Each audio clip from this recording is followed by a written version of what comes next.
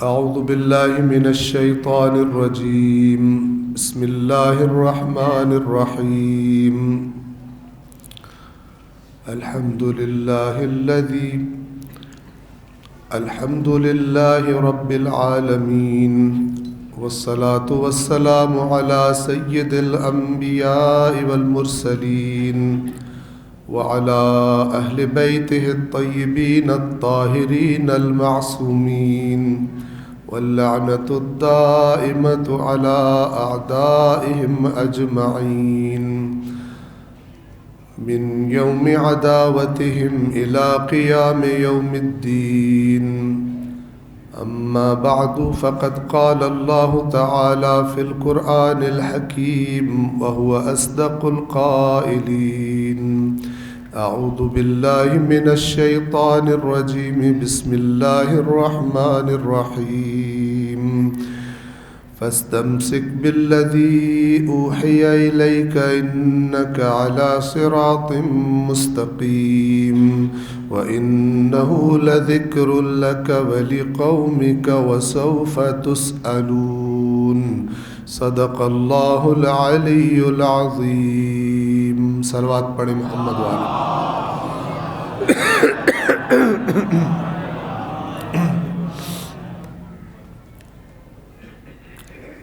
آج کی ہماری یہ مجلس اور ہماری گفتگو انشاءاللہ دین اسلام سے متعلق، مکتب اہل بیت سے متعلق ایک بنیادی ترین اور ایک اہم ترین نقطے سے متعلق ہے ہماری آج کی یہ گفتگو. اور اللہ تعالیٰ ہمیں توفیق عطا فرمائے. آپ سے میں درخواست گزار ہوں کہ انشاءاللہ باتوں کو توجہ سے سنیے گا. میں نے آپ کے سامنے قرآن کریم کی 2 آیات جو سورہ مبارکہ الزخرف، اس کی آیت نمبر 43 اور آیت نمبر 44 ہے. یہ 2 آیات آپ کو بیان کروں گا مختصراً،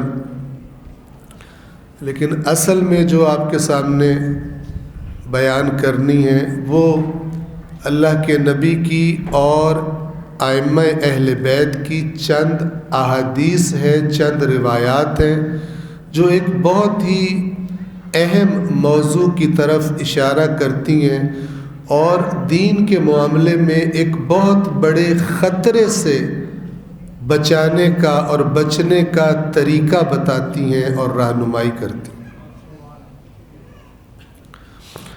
پہلے اس آیت کریم، ان 2 آیات کو سن لیجئے ترجمے کی مختصر سی حد تک. اللہ تعالیٰ فرماتا ہے اپنے رسول سے خطاب فرما کر، فاستمسک بالذی اوحی الیک. یہ فاستمسک، استمسک کا لفظ وہی ہے جو حدیث ثقلین میں تمسک والا لفظ ہے کہ میں تمہارے درمیان 2 بھاری چیزیں چھوڑے جا رہا ہوں، جب تک تم نے ان دونوں سے تمسک کیا، یعنی ان دونوں کا دامن مضبوطی سے جب تک تھاما، میرے بعد کبھی گمراہ نہیں ہوگے. وہی لفظ ہے اس آیت میں تقریباً، لیکن یہاں پر خطاب اللہ کا اپنے رسول سے ہے. فاستمسک بالذی اوحی الیک، اے رسول جو آپ کی طرف وحی بھیجی جا رہی ہے اس کو مضبوطی سے تھام لیں، اس کے ساتھ تمسک کریں.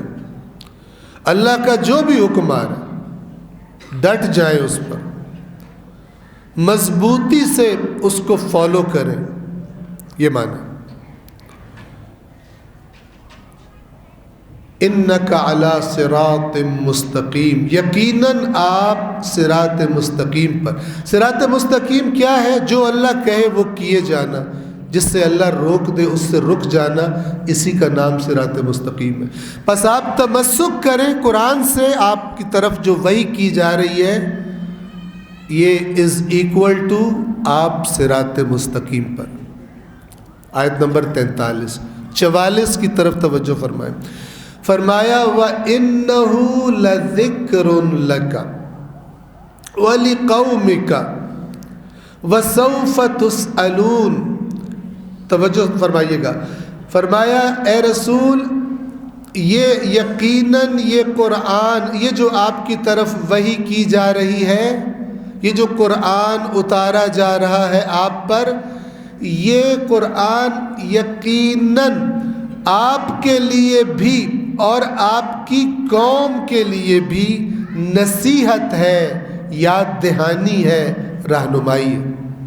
ان لفظوں کو یاد رکھیے گا. ذکر لک، آپ کے لیے، ولی قومک، اور آپ کی قوم کے لیے. اور آخری بات کیا فرمائی کہ یہ جو آپ اور آپ کی قوم کے لیے نصیحت ہے، کیا ہوگا اس نصیحت کو فالو کیا نہ کیا کیا ہوگا پھر؟ تو اللہ فرماتا ہے وَسَوْفَ تُسْأَلُونَ، اور بہت جلد میں تم سب سے سوال کروں گا اس قرآن کے بارے میں. یعنی تمہیں ایک چیز دے رہا ہوں، تمہاری دسترس میں دے رہا ہوں، لیکن یاد رکھنا کہ میں بہت جلد یہ جو تمہیں میں نے قرآن دیا ہے تم سب سے سوال کروں گا. اور اسی آیت کے بارے میں اللہ کے نبی کی حدیث بھی ہے کہ فرماتے ہیں کہ اے قرآن پڑھنے والوں خبردار، اس قرآن کے بارے میں قیامت کے دن اللہ نے مجھ سے بھی پوچھنا ہے، اور اس قرآن کے بارے میں اللہ نے تم سے بھی سوال کرنا ہے. صلوات پڑھ دیں محمد والے.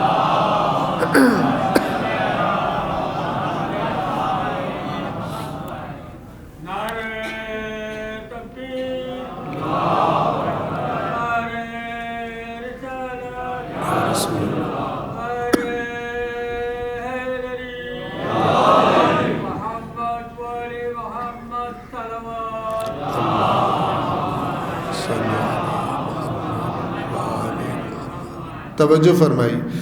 اب جو میں آپ سے بات کرنے جا رہا ہوں یہ فقط سننے والی نہیں ہے. ویسے تو دین کی کوئی بھی بات فقط سننے والی نہیں ہوتی، سن کے کچھ کرنا ہوتا ہے. لیکن پتہ نہیں کیوں ہم میں سے بہت ساروں کے ذہن میں اب یہی رہ گیا کہ بس جا کے اگر سن لیا جائے تو دین کا جو ہم سے تقاضا ہے وہ پورا ہو جاتا ہے. جبکہ حقیقت کیا ہے؟ یہاں پہ سنا جائے تاکہ سیکھا جائے، تاکہ باہر نکل کر اسی کے مطابق عمل کیا جائے، زندگی گزاری جائے. یہ اصل تصویر ہے فرش عزا کی اور ان محافل کی. لیکن تھوڑی سی تبدیلی، تھوڑی سی نہیں کافی زیادہ کر دی ہے کہ یہاں کے اندر کی زندگی کا باہر کی زندگی سے تعلق توڑ دیا گیا. امام بارگاہ کے گیٹ سے باہر نکلو تو اور دنیا ہے، اندر آ جاؤ تو اور دنیا. گویا اندر اللہ ہے، باہر اللہ نہیں ہے. یا بعض کے ذہنوں میں یہ بیٹھ گیا کہ باہر جو کچھ خرابیاں جاری ہیں اندر آ کے ان کی معافی مل جاتی ہے، نہ بھی چھوڑو تو کچھ نہیں ہوتا. ایسی باتیں بعض لوگوں کے ذہن میں. تو میں جو آپ سے بات کرنے جا رہا ہوں وہ بنیادی ترین بات ہے. احادیث بتاؤں گا آپ کو، پہلے اس کا پس منظر بتا دوں. ہمارے نبی انبیاء اور رسولوں کے سلسلے کی آخری کڑی تھی. اس وجہ سے اللہ کے آخری نبی کا معاملہ باقی تمام انبیاء سے جدا ہے. کیوں؟ وہ جتنے بھی آئے امید تھی کہ ان کے بعد بھی نبی نے آنا ہے، اللہ کے نمائندے نے آنا ہے، اور اگر پچھلے کی محنت میں کوئی کمی بیشی کر دی گئی تو وہ اگلا آنے والا درست کر دے گا. لیکن اللہ کے آخری نبی کے بعد اب یہ سلسلہ ختم ہے. لہذا معاملہ فرق کرتا ہے، رسول پاک کا معاملہ فرق کرتا ہے باقی تمام انبیاء اور رسولوں سے اس معاملے میں. اور اسی سے جڑی ہوئی دوسری بات کہ جو کتاب اس نبی پر نازل کی جا رہی ہے وہ بھی آخری کتاب ہے. اب اللہ آسمان سے انسانوں کے لیے اپنے کلام کے ذریعے جو رہنمائی کرتا تھا، اس قرآن کے بعد اب اللہ نہیں کرے گا۔ اس لیے نہج البلاغہ میں بھی مولا کائنات فرماتے ہیں اللہ کے نبی کی رحلت کے بعد، دنیا سے جانے کے بعد، کہ آپ کا جانا کوئی معمولی حادثہ نہیں ہے۔ وہ جو آسمان سے انسانوں کی رہنمائی کے لیے وحی آتی تھی، انبیاء پہ نازل ہوتی تھی، آپ کے دنیا سے جانے کے بعد یہ دروازہ ہمیشہ کے لیے بند ہوگا، کیونکہ آخری نبی ہے اور آخری کتاب ہے۔ نہ کوئی نبی آئے گا، نہ کوئی کتاب آئے گی۔ تو اللہ تبارک و تعالی قیامت تک بہت سارے اور انسانوں نے آنا ہے رسول پاک کے بعد، ہم بھی ان میں شامل ہیں، مسلم یا غیر مسلم سب شامل ہیں۔ تو آخری نبی کے ذریعے اور اس کتاب کے ذریعے اللہ نے قیامت تک کے آنے والے انسانوں کے لیے ان کی دسترس میں رکھنا ہے کہ جو بھی ہدایت کی طرف، حق کی طرف راغب ہو، حق اس کی دسترس میں ہو، اس کی دسترس سے باہر نہ ہو۔ اور اصل میں جو سلسلہ امامت ہے وہ کس لیے تھا؟ وہ انبیاء کی محنت کی حفاظت کے لیے تھا۔ توجہ فرما رہے ہیں؟ لہذا اللہ کے نبی نے جب یہ محسوس کیا کہ میری زندگی کے آخری ایام ہیں،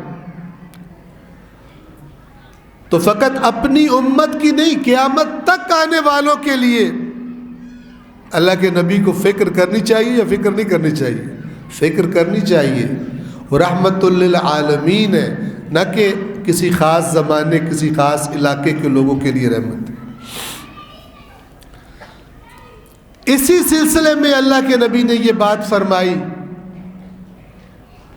جس کے الفاظ گواہی دیتے ہیں کہ اللہ کے نبی کو فکر تھی کہ میرے بعد لوگ گمراہ نہ ہوں۔ تو کیا فرمایا؟ ان قریب میں تمہارے درمیان سے چلا جاؤں گا اور میں تمہارے درمیان دو بھاری چیزیں چھوڑ کے جا رہا ہوں۔ ایک اللہ کی کتاب ہے، ایک میری عطرت اور میرے اہل بیت ہے۔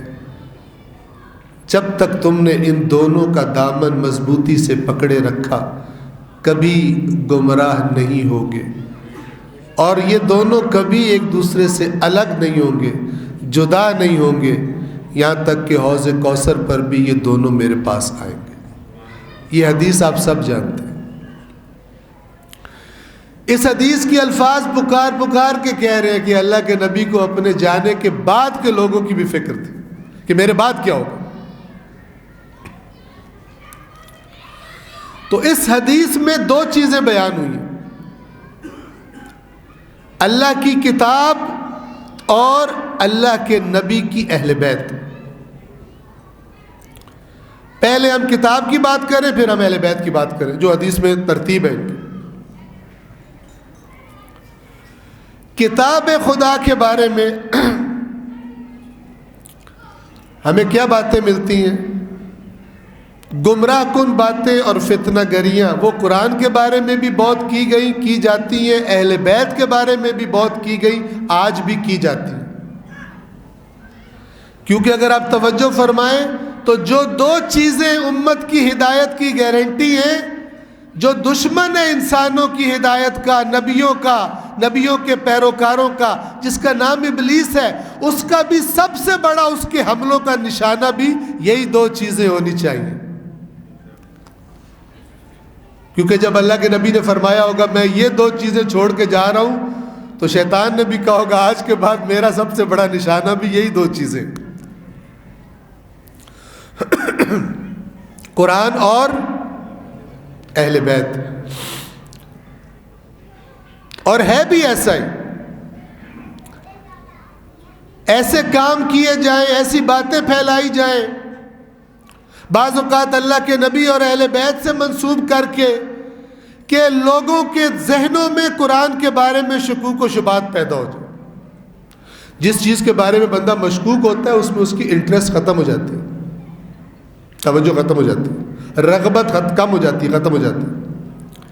یا یہ کہ قرآن مجید کو اس طرح پیش کیا جائے عوام کے سامنے کہ ان کو لگے اسے پڑھنا، اس سے ہدایت لینا ہمارے بس کی بات نہیں۔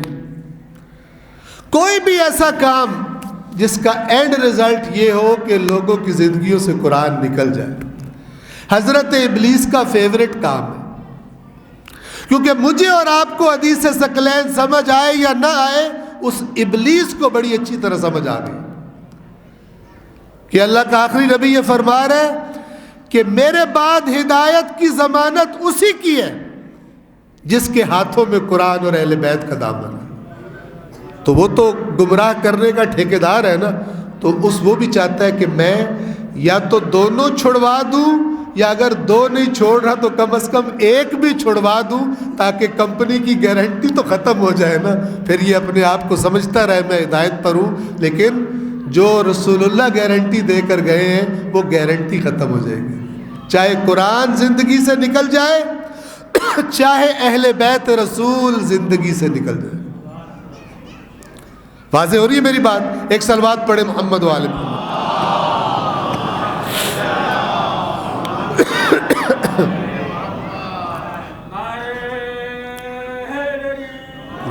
توجہ فرمائیں۔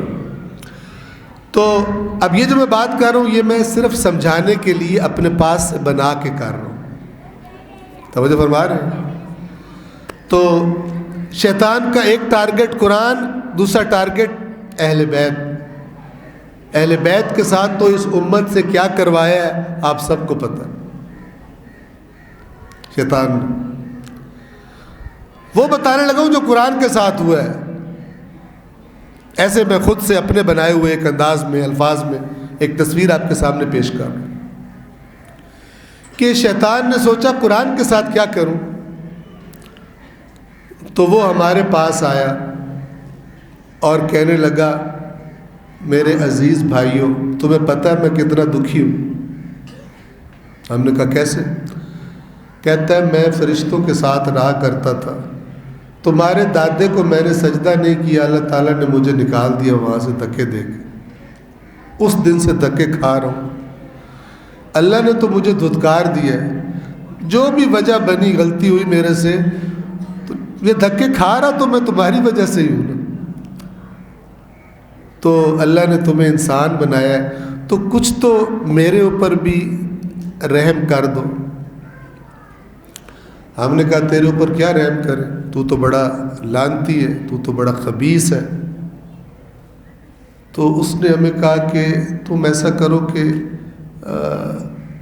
قرآن مجید کو ترک کر دو، جو کتاب ہے نا قرآن اسے چھوڑ دو، ہم آگ بگولا ہو گئے۔ نے کہا تو بے شرم آدمی ہے نا، تو نے پھر وہی بے شرمی کی، کہہ رہا قرآن چھوڑ دے، ہم دور ہو جا ہماری نظروں سے۔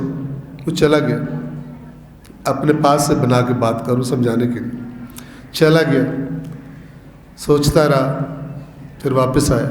تجربے کار تھا کافی، 1,24,000 پیغمبر بھگتا چکا، تجربے کار تھا۔ پھر آیا، مجھ سے غلطی ہو گئی، مجھ سے غلطی ہو گئی، آئندہ میں نہیں کہوں گا قرآن چھوڑ دو، ایک اور بات مان لو۔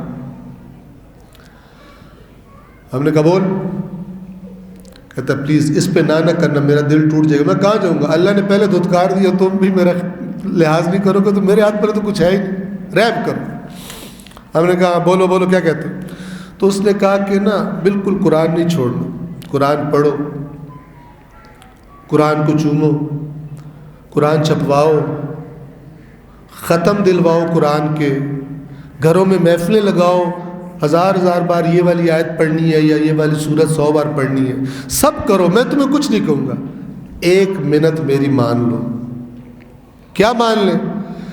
بس اس قرآن سے، اس قرآن کو اس طرح نہ پڑھو کہ تمہیں پتہ چلے کہ اندر کیا لکھا ہے، اللہ نے کیا کہا ہے۔ میں ہاتھ جوڑ کے منت کر رہا ہوں کہ یہ ایک کام چھوڑ دو، باقی جو دل ہے قرآن کے ساتھ کرو۔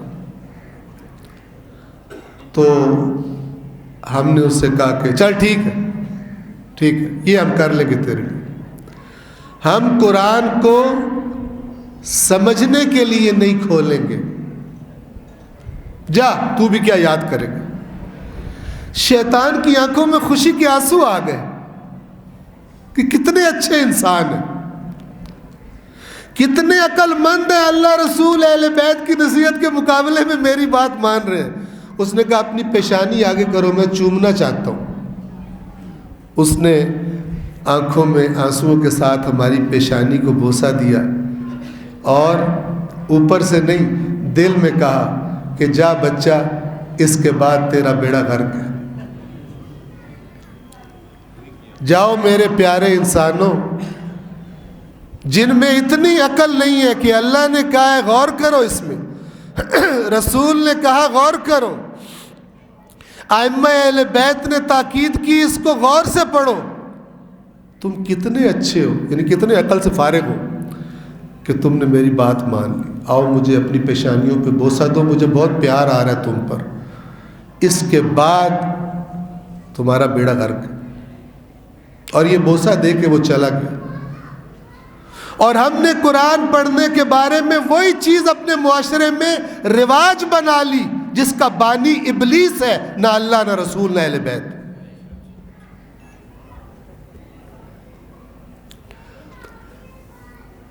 بچپن سے لے کر اپنے تعلیمی دور کے اختتام تک کوئی ایک ایسی کتاب آپ بتا دو جو آپ نے اس طرح پڑھی ہو جس طرح آپ قرآن پڑھتے ہو، یعنی بغیر سمجھے. کون سی کتاب پڑھی آپ نے؟ یہ ابھی تو میں ویسے کہہ رہا ہوں بڑے ادب سے، اللہ نے پوچھنا ہے اصل میں، اس کے لیے تیاری کروا رہا ہوں. اللہ نے پوچھنا ہے کہ یہ بتاؤ جو تمہارے یہاں رواج تھا بغیر سمجھے پڑھنے کا، کہاں سے لیا تھا تم نے؟ یا جس طرح پچھلوں کو دیکھا ہوش سنبھال کے تم بھی اسی طرح چل پڑے. چیک کرنے کی کوشش نہیں کی کہ آیا ائمہ نے یہ رواج ڈالنے کا کہا، اس طرح قرآن پڑھنے کا اور بچوں کو پڑھوانے کا، کس نے کہا تھا تمہیں؟ کیا جواب دیں گے آپ؟ کوئی جواب ہے ہی نہیں، چونکہ ائمہ کے فرامین پکار کے آپ کے خلاف گواہی دیں گے.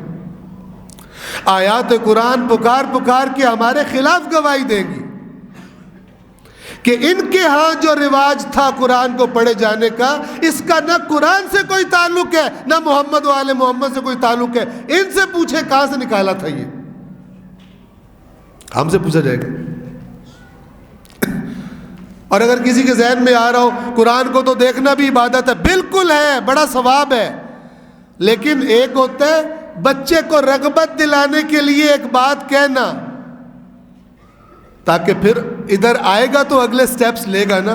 بچہ اتنا سمجھدار ہو کہ اس کے آگے بڑھے ہی نا. وہ ایک بچہ تھا، اس کو کہتے تھے پڑھ الف، وہ پڑھتا ہی نہیں تھا.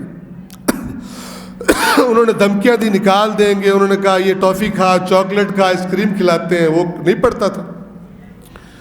ویسے بالکل فٹ تھا، بڑا تیز ترار. انہوں نے باپ کو بلایا، کہا لے جاؤ بچے کو. اس نے کہا کیوں بھائی؟ کہا یہ سارا کچھ فٹ کرتا ہے، کھیلتا کودتا ہے، گپے لگاتا ہے، لیکن جب ٹیچر کہتا ہے پڑھو الف، یہ الف نہیں پڑھتا. وہ باپ بچے کو سائڈ پہ لے گیا اور اس نے کہا کہ مجھے بتا تو کیوں نہیں پڑھتا، تو ہے تو بالکل فٹ، مجھے پتہ ہے.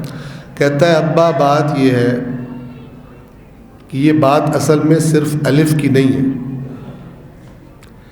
اگر میں نے الف کہہ دیا نا تو ان کا حوصلہ بڑھے گا، یہ پھر مجھے کہیں گے اب بے بھی پڑھ، پھر پے بھی پڑھ، پھر تے بھی پڑھ. لہذا میں نے ان کو الف پہ ہی قابو کر کے رکھا، آگے جانا ہی نہ پڑے. آپ مجھے بتاؤ وضو کس لیے کیا جاتا ہے؟ نماز کے لیے. واجب وضو، نماز پڑھنی ہے، مثلا بعض کام ہے جن کے لیے طہارت ضروری ہے، وضو کرتے ہیں. تو اللہ نے فرمایا وضو کا ثواب ہے، حدیثوں میں آیا وضو کا ثواب ہے. لیکن مجھے ایمانداری سے بتانا، ایک بندہ اذان سنے تھک کر کے کام چھوڑے وضو کرے، بندے کا یار کیا نیک آدمی، اذان ہوئی وضو کی طرف دوڑ گیا، وضو کر شر کے آگے بیٹھ جائے، نماز پڑھے ہی کوئی نہ. اگلی اذان ہو ٹھک وضو نماز کوئی نہ، پھر وضو نماز کوئی نہ، اب بتاؤ ثواب ملے گا وضو کا؟ اللہ کہے گا بچہ میں دیکھ رہا ہوں تو کیا کر رہا ہے، تو جو چلاکیاں دکھا رہا ہے نا، آنا تو نے میرے پاس ہی ہے، میں تجھے بڑے ثواب دوں گا اس وضو کے. سمجھ رہے؟ تو اللہ نے فرمایا اس کو دیکھنا بھی عبادت ہے. اور آپ کو مثال دوں آپ کو زیادہ سمجھ آئے، مولا کے چہرے کو دیکھنا عبادت ہے. تو فرض کریں جی میں مولا کے زمانے میں موجود ہوں، مولا خطبہ دے رہے ہیں ممبر پہ، اور میں ایسے ٹکٹکی باندھ کے مولا کو دیکھ رہا ہوں، واہ عبادت ثواب ہو رہا ہے، بالکل ہو رہا ہے. مولا کہیں کہ اوے کافی دیر سے تم مجھے دیکھ رہے ہو، خیر تو ہے؟ مولا آپ کو دیکھنا، اللہ کے نبی نے فرمایا آپ کا چہرہ دیکھنا عبادت ہے، تو میں تو آپ کو دیکھ کے عبادت کر رہا ہوں. تو مولا فرمایا اچھا ٹھیک ہے دیکھتے رہو. تھوڑی دیر مولا آدھا گھنٹہ اگر تقریر کر چکے ہیں، اس کے بعد کہیں کہ یہ جو دیکھ رہا تھا عبادت. مولا کہیں کہ جلدی سے جا کے پانی لا، کہ مولا میں صرف آپ کو دیکھنا ہے، پانی خود پی لیں. اب ثواب بتائیں مجھے ذرا، بتائیں ثواب، اب اس دیکھنے کا ثواب ملے گا؟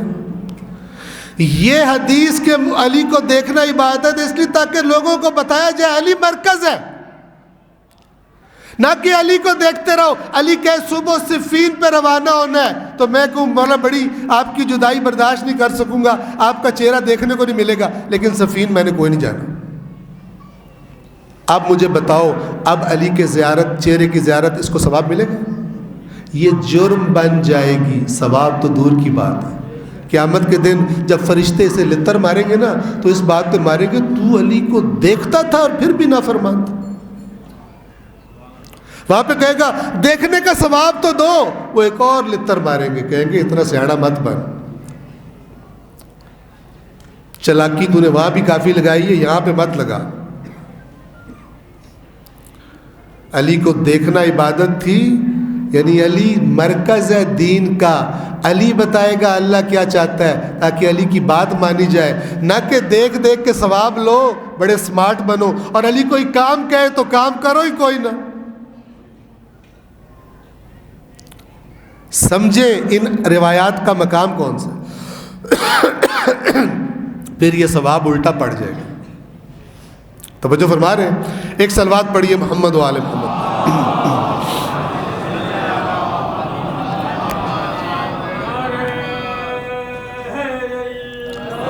توجہ کیجیے. اللہ تبارک و تعالی نے قرآن، یہ سارے اپنی اپنی جگہ پر موضوع ذرا تفصیلی ہے، لیکن مجھے کسی جگہ پہ پہنچنا ہے، یعنی تقریر میں پہنچنا ہے، اور تقریر کے بعد کسی اور جگہ پہ پہنچنا ہے یہاں سے، تو آپ کو ساتھ لے کر اس تقریر میں کسی جگہ پہ پہنچنا ہے، لہذا میں تھوڑی جلدی کر رہا ہوں.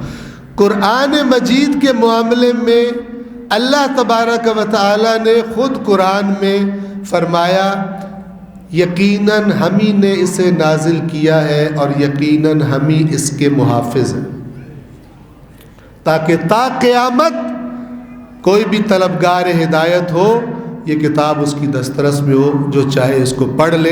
جیسے آج بھی ان گنت لوگ جن کا کوئی تعلق نہیں ہے، نہ اسلام، نہ وہ مسلمان تھے، نہ کسی مسلمان مولانا سے تعلق تھا، شوق پیدا ہوا، یا بعض اوقات تو لوگ اپنی نفرت کی تسکین کے لیے انہوں نے دیکھا ہم بھی قرآن پڑھے دیکھیں اس میں کیا کیا خرابیاں ہیں، اور جب پڑھنے لگے تو مسلمان ہو گئے. توجہ فرما رہے ہیں؟ انہیں پتہ نہیں اللہ نے کیسے ہدایت کر دی، چونکہ ہمارے لیے تو قرآن بڑا مشکل بنا دیا گیا. آپ ایک کبھی تجربہ کرنا، کبھی موڈ ہو تو تجربہ کرنا، آپ جانا لوگوں کے پاس جو ذرا دینی سینئر ہوتے ہیں، آپ ان سے کہنا جی میں بالکل میرا دین سے تعلق نہیں تھا، اللہ نے توفیق دی ہے، اب میں دیندار، دین کی طرف راغب ہوں، تو مجھے دین کے بارے میں کوئی اچھی کتاب بتائیے جو میں پڑھوں. اگر کوئی آپ کو کہے نا قرآن پڑھو، مجھے آ کے پکڑ لینا. اللہ تعالیٰ نے ایک ایسی کتاب لکھی ہے جو ریکمینڈ ہی کوئی نہیں کرتا، بلکہ اگر کوئی پڑھنے لگے اس کے آگے بھی روڑے اٹکاتے ہیں، اس میں یہ ہے تیرے بس کی بات نہیں ہے، فلان ہے، متشابہات ہیں، ایسے بڑے بڑے موٹے تازے لفظ بولتے ہیں کہ عام آدمی بیچارہ ویسے ہی پریشر میں آ جاتا ہے. اصل میں یہ شیطانیت کنڈے ہیں. جیسے شیطان نے امت کو اہل بیت سے دور کیا، قرآن کا معاملہ چھوڑا اس نے. قرآن کے معاملے میں بھی بہت ساری لغویات کتابوں میں ڈال دی تاکہ شک میں پڑھنے والے شک میں پڑھیں اس کے بارے میں. تو ایک آیت یہ اِنَّا نَحْنُ نَزَّلْنَا الذِّكْرَ وَإِنَّا لَهُ لَحَافِظُونَ، یقیناً ہم ہی نے اس قرآن کو ذکر کو نازل کیا اور ہم ہی اس کے محافظ ہیں. اور دوسری آیت فرمایا وَإِنَّهُ لَكِتَابٌ عَزِيزٌ، یہ ایسی کتاب ہے، عزیز کسے کہتے ہیں؟ جو ناقابل غلبہ ہو، جس پہ کوئی غلبہ نہ پا سکے. وَإِنَّهُ، اسی لیے اللہ کا اپنا بھی ایک صفاتی نام عزیز ہے. یعنی اس کتاب میں وہ باتیں ہیں کہ جن کو کوئی دوسری بات آ کر مغلوب نہیں کر سکتی، شکست نہیں دے سکتی. توجہ فرمائیے. وَإِنَّهُ لَكِتَابٌ عزیز، کیا مطلب ہے عزیز کا؟ فرمایا لا یأتیہ الباطل من بین یدیہ ولا من خلفہ تنزیل من حکیم حمید. باطل نہ آگے سے نہ پیچھے سے، کہیں سے باطل اس کی طرف نہیں آ سکتا، کیونکہ یہ ایک قابل حمد اور حکمتوں والے کی طرف سے نازل کی گئی. یہ اللہ کے الفاظ ہیں قرآن کے بارے میں.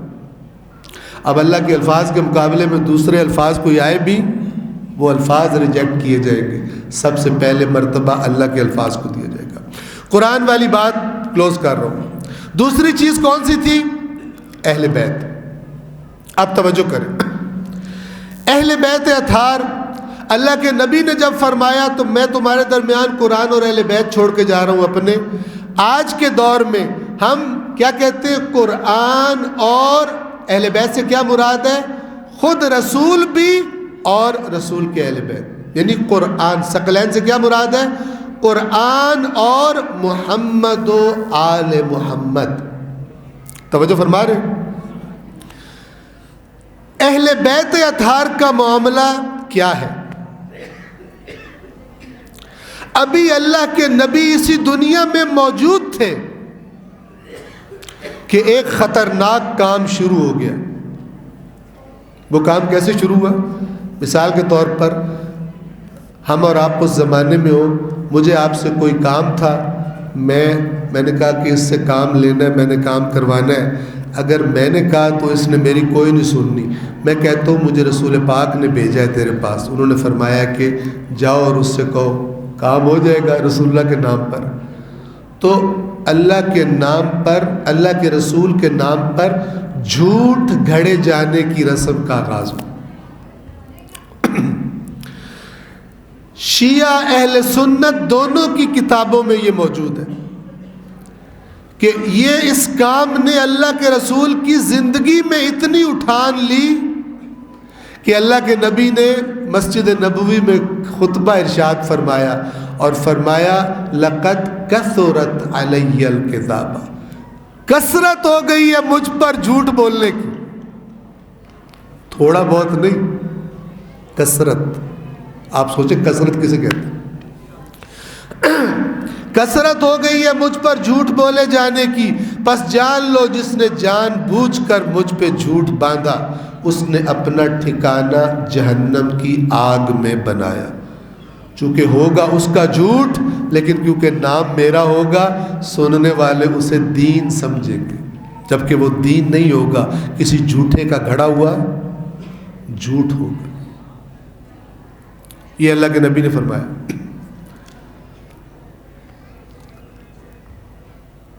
پھر اللہ کے نبی نے بھی، وقت کیونکہ کم ہے، اللہ کے نبی نے بھی اور ائمہ اہل بیت نے بھی اس خطرے سے بچانے کے لیے اپنے ماننے والوں کو، کس خطرے سے بچانے کے لیے؟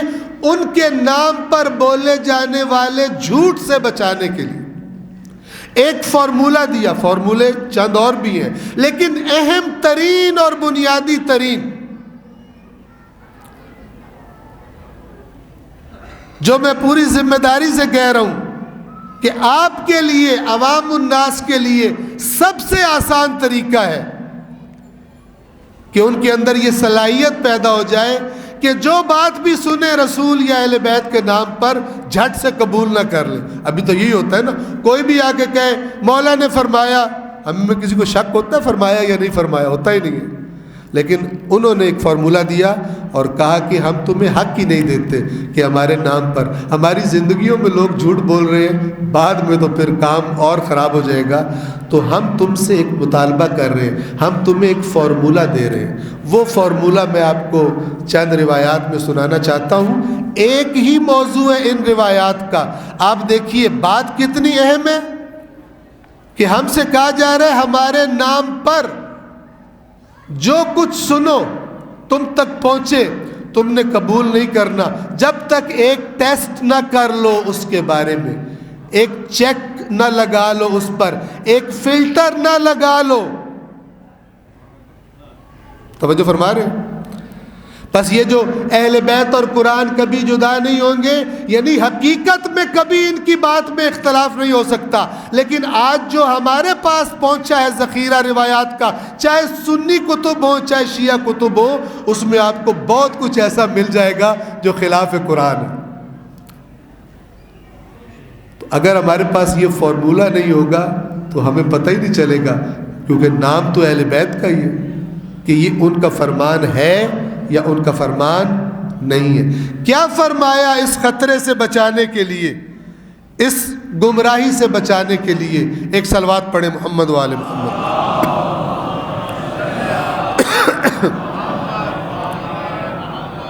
میں جلدی آپ کے سامنے عرض کر رہا ہوں، صرف اردو ترجمہ۔ اگر کسی کو یہ روایات چاہیے ہو ریفرنس کے ساتھ تو پھر وہ مجھ سے رابطہ کر سکتا ہے، لے سکتا ہے کہ یہ کن کتابوں میں یہ روایات موجود ہیں، اصل کتابوں میں۔ توجہ کیجیے، پہلی روایت، نام کیونکہ بار بار آئیں، آپ درود صلوات انشاءاللہ پڑھیں گے ضرور، لیکن دل میں پڑھیے گا تاکہ ہم زیادہ کور کر سکیں۔ علی علیہ السلام فرماتے ہیں کہ پیغمبر خدا صلی اللہ علیہ وآلہ وسلم نے فرمایا، اے لوگو،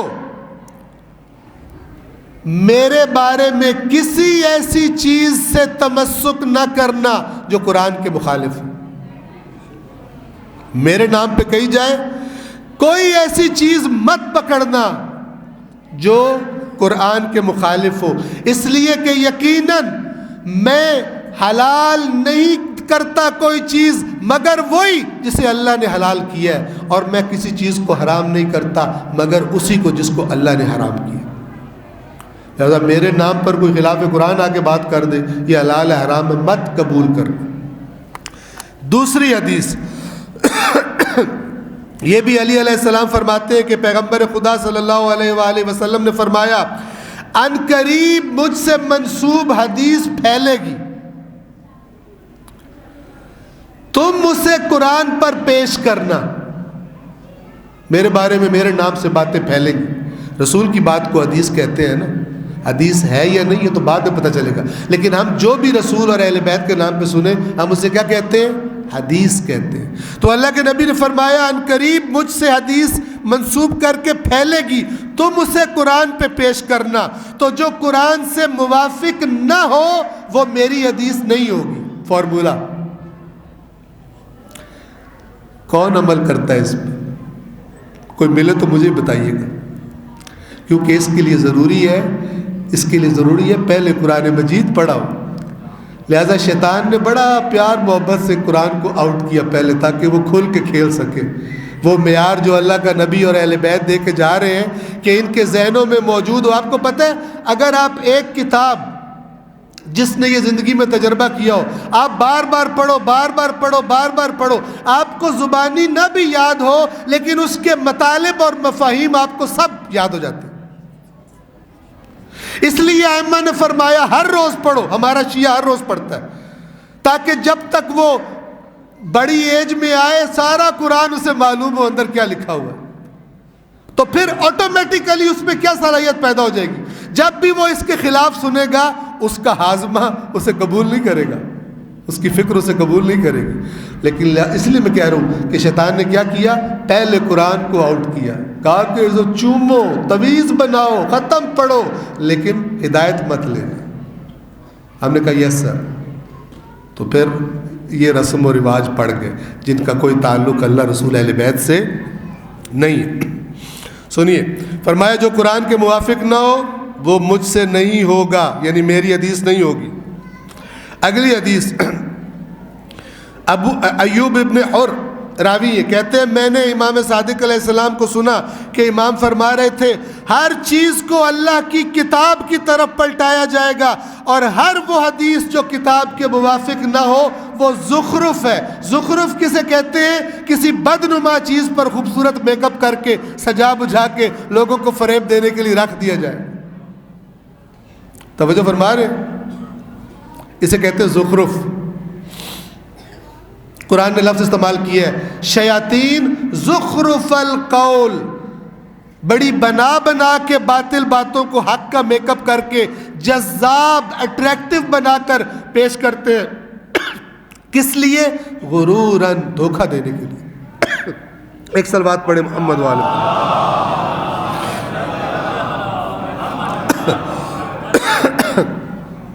ہر وہ حدیث جو کتاب خدا کے موافق نہ ہو زخرفن، وہ تمہیں بڑی اچھی لگ رہی ہو لیکن اصل میں باطل ہے.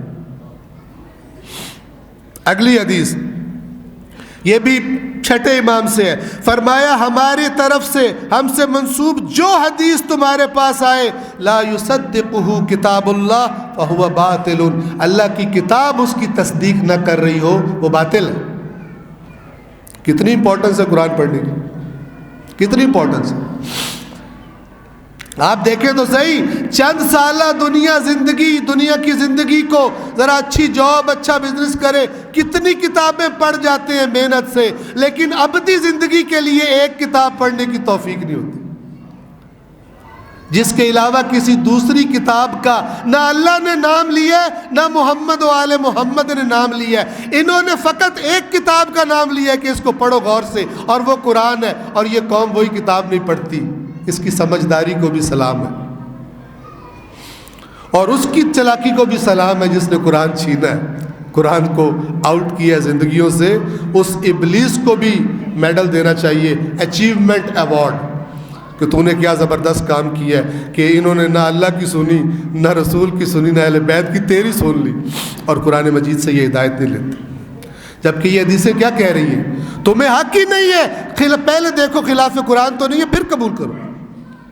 تو کس کو پتہ چلے گا خلاف قرآن؟ جس نے قرآن کبھی دیکھا ہو. ہم قرآن ہی نہیں پڑھتے. توجہ فرمائیں، صلوات پڑھے محمد والے.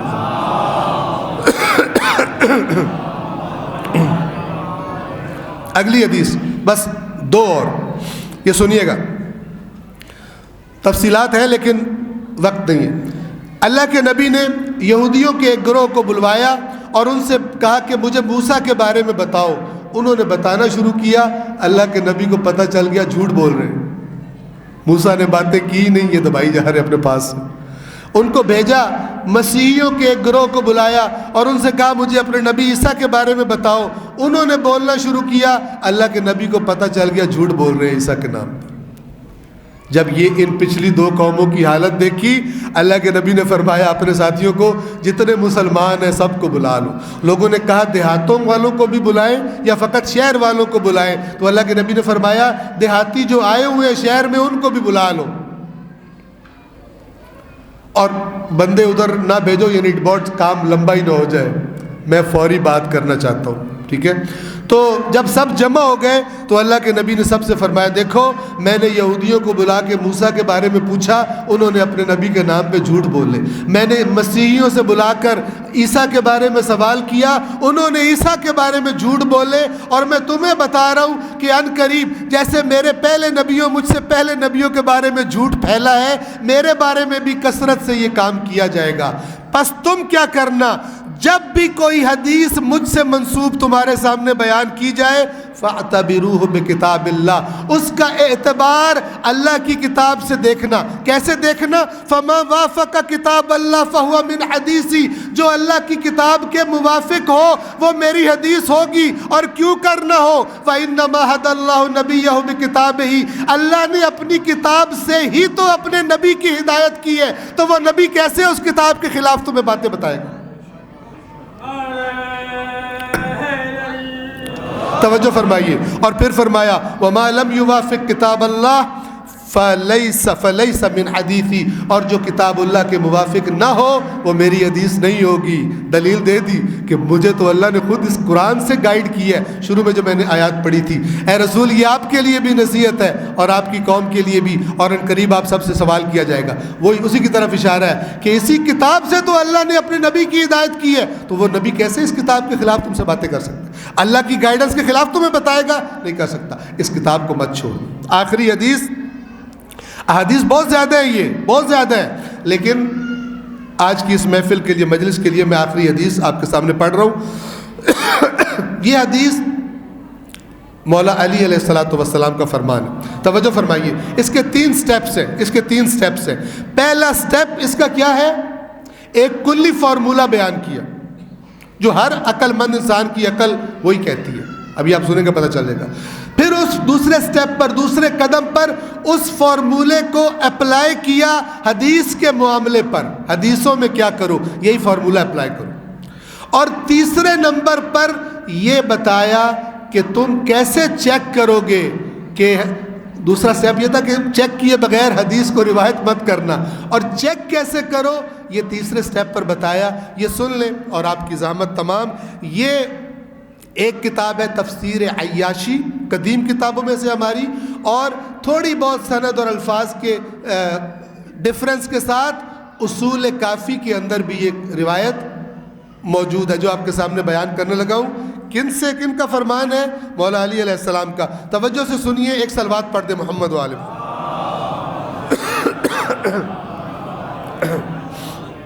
مولا فرماتے ہیں، میں پچھلے چند دنوں سے مختلف جگہوں میں سنا رہا ہوں، شہروں میں، تو مجھے الحمدللہ یاد ہو گئی، بار بار پڑھنے کی برکت ہی ہوتی ہے۔ تو فرمایا الوقوف عند الشبہۃ، شبہ جہاں پہ شبہ ہو، بات کلیئر نہ ہو، ہم کہتے ہیں نا شکوک و شبہات، شبہات کا سنگولر واحد شبہ ہے۔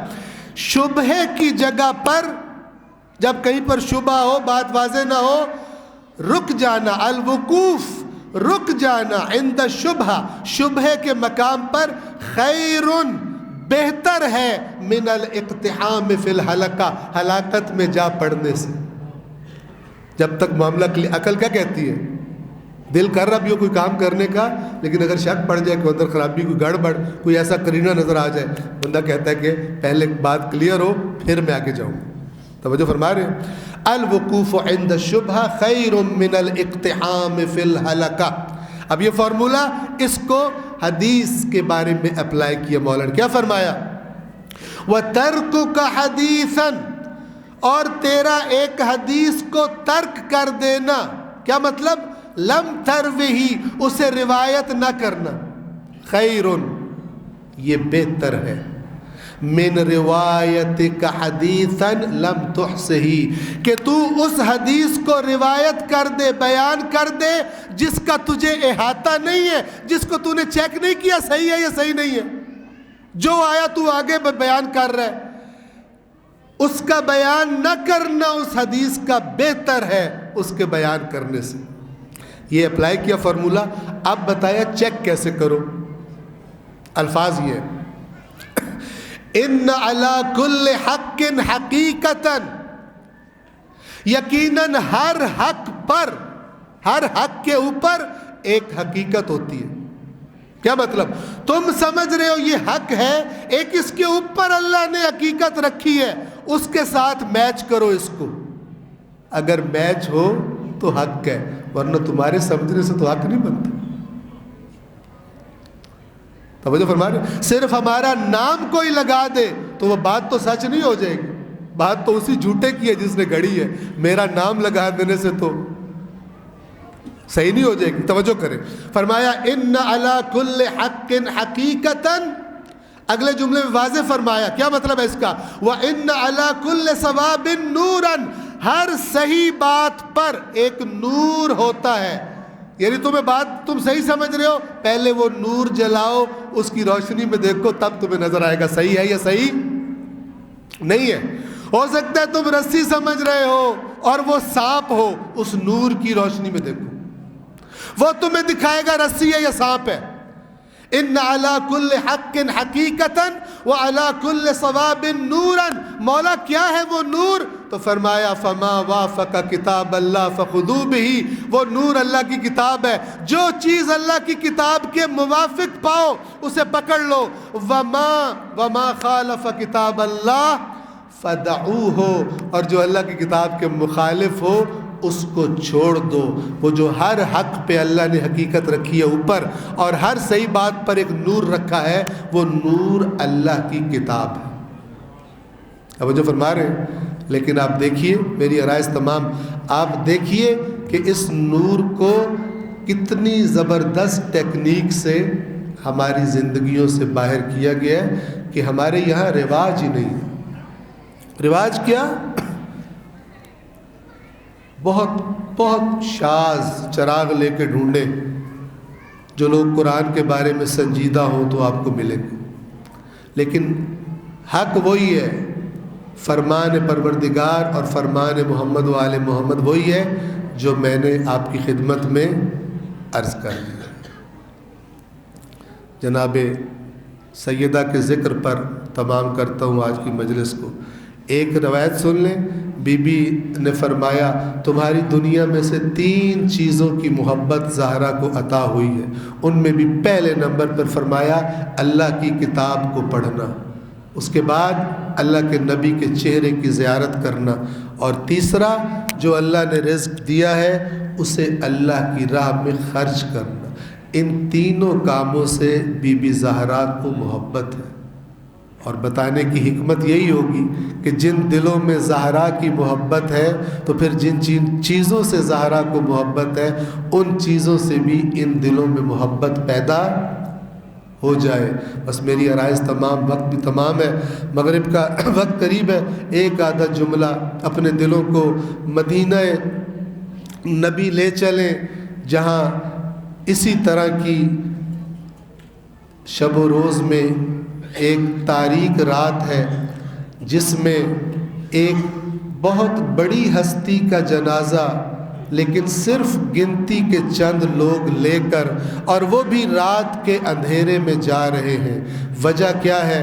اگر کوئی سوال کرنے والا سوال کرے کہ رات کی تاریکی میں یہ جس کا جنازہ لے کر جا رہے ہیں دفنانے، یہ کون ہے؟ جواب ملے گا یہ وہ ہے جو اللہ کے نبی کو سب سے زیادہ پیاری تھی، جو اللہ کے نبی کے جگر کا، بدن کا ٹکڑا تھی، جس کی ناراضگی سے اللہ کا نبی ناراض ہو جاتا تھا، جو جب کسی محفل میں آتی اللہ کے نبی کھڑے ہو کر اس کا استقبال کرتے تھے. تو وہ تعجب سے پوچھے گا اللہ کے نبی کی اتنی پیاری بیٹی، تو پھر اسے رات کی تاریکی میں دفن کیوں کیا جا رہا ہے؟ اس کے جنازے میں تو ساری امت کو شریک ہونا چاہیے تھا، لیکن یہ چند لوگ کیوں ہیں؟ تو جواب ملے گا یہ بی بی کی اپنی وصیت تھی. بی بی کے ساتھ کچھ ایسے ستم کر دیے گئے کہ جس کے بعد بی بی نے اپنے شوہر علی مرتضیٰ سے فرمایا اے علی مجھے رات کی تاریکی میں دفن کرنا، میرے جنازے پہ ان لوگوں کو نہ بلانا. اور بی بی کی وصیت پر عمل کرتے ہوئے علی مرتضیٰ نے وہ وقت دیکھا کہ جب جناب زہرا کے بدن کو قبر کے سپرد کرنے لگے، ایک دفعہ خطاب کیا رسول اللہ سے، یا رسول اللہ کل عن بدعتک صبری. علی نے بڑے بڑے میدانوں میں صبر کیا، لیکن بدن زہرا کو زمین کے سپرد کرتے ہوئے، آپ کی امانت کو زمین کے سپرد کرتے ہوئے علی کے صبر کا پیمانہ لبریز ہو گیا. یا رسول اللہ اپنی امانت واپس لے لیجئے. علی امانت واپس لے کر آیا ہے. قبر سے دفنانے کے بعد واپس جانے لگے، ایک دفعہ مڑ کے دیکھا، کوئی خیال آیا تھا نا، مڑ کے دیکھا بی بی زہرا کو خطاب کرتے ہیں زہرا آج علی گھر جا رہا ہے تو معاملہ بڑا فرق ہو چکا ہے.